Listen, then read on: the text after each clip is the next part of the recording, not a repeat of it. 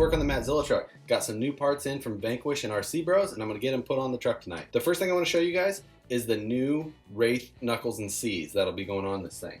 Now, these are the brand new knuckles and C's from Vanquish Products. These things are designed to replicate the Spider-Trax Pro Series knuckles. Now, if you guys aren't familiar with the Pro Series knuckles from Spider-Trax, they're a fabricated sheet metal style knuckle that is made for the competition side or extreme wheeling side of the full-size off-road world. The very first part I want to show you guys is the brand new Vanquish Wraith Scale knuckle. Now, these knuckles are a much more scale appearing knuckle. They're made to look exactly like the Spider-Trax Pro Series knuckle with a fabricated high steer arm on them. Now, like many of Vanquish's newer products, when they're focusing on scale, they've been integrating small scale welds just for a little bit of added detail to their parts. It's just something that kind of separates their parts from everybody else's. Now, along with the visual redesign of this part, Vanquish has also come in and redesigned the back side of it by reducing weight. The weight on this knuckle has been reduced by nearly half the weight of the original Wraith knuckles from Vanquish. Now again, Vanquish doesn't just reproduce the stock parts in aluminum. They try and improve on the design rather than simply replicating it in a different material. This is something that you should really look at when you're looking for aftermarket parts. While replacing with just aluminum is alright in some situations, it's much better to try and gain or add specific performance values to your vehicle when you're upgrading. Now, to complement the new scale knuckle, they've also come out with a new scale C-hub. Now, this C-hub also replicates the Spider-Trax Pro Series style inner C-hubs. Also on this piece, Vanquish has incorporated two new features. One being the obvious addition of this clamping feature on the backside. This allows your C-hubs to lock on to the axle case incredibly solid. The other new feature is the new built-in steering stop. Now, this is built in to stop the knuckles steering at 47 or 48 degrees. What this will do is this will give the knuckle and C a solid stopping point to stop the knuckle from oversteering. What happens when you oversteer is you risk breaking your axle shafts, whether it be a CVD, a VVD, stock axle, universal shaft, anything like that. Anything that can go past that physical boundary, if you're allowed to keep pushing, can add extra stress to that part, and then you can cause breakage. Now, as you may have noticed, I'm running SCX10 axles in this truck, and I'm showing you Wraith C-hubs and knuckles. The reason is if you've seen the details on this crispy build up here, you'll notice that I ran the RcBros Burly Tubes. Now, if you haven't seen that, I'll give you a little bit of details on these parts. What a Burly tube does is it goes inside of your SCX10 axle housing and extends it out about 3/4 of an inch. By extending those mounting points out, what it allows you to do is it allows you to bolt in axial XR10 universal shafts.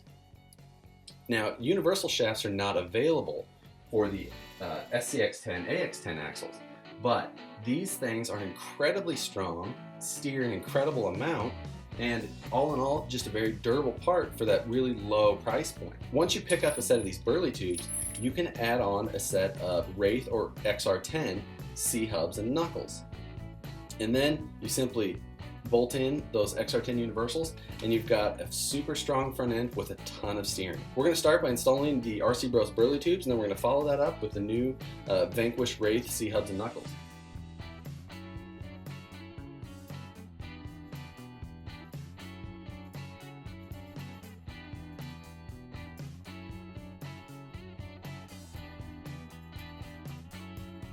Alright, I finally got a chance to finish up the install of those front end parts. I didn't run into any hiccups or anything, but I just didn't get to finish the first night, and then it just kind of lagged behind with me getting back to it. But anyway, parts all installed just fine, and we got a nice clean setup up front. It did take me a little bit of time to get everything worked out in the front end with exactly how I wanted my steering and everything go. The front end on this truck I've got is very tight. I pushed the front axle as far forward as I can to give me the best approach angle I can, but by doing that, I'm having to fight a lot of clearances and different things like that. If I were to move this front axle back 1/4 to 1/2 of an inch, I would alleviate a lot of these problems, but I think for the performance I'm looking for out of this truck, I really want to keep that axle as far forward as possible. So we're going to deal with those issues as we go, and in the end, if it really has to be adjusted, I'll get that done. I went ahead and rotated my knuckles and C-hubs back, probably 1 or 2 clicks more than what you would see a standard setup.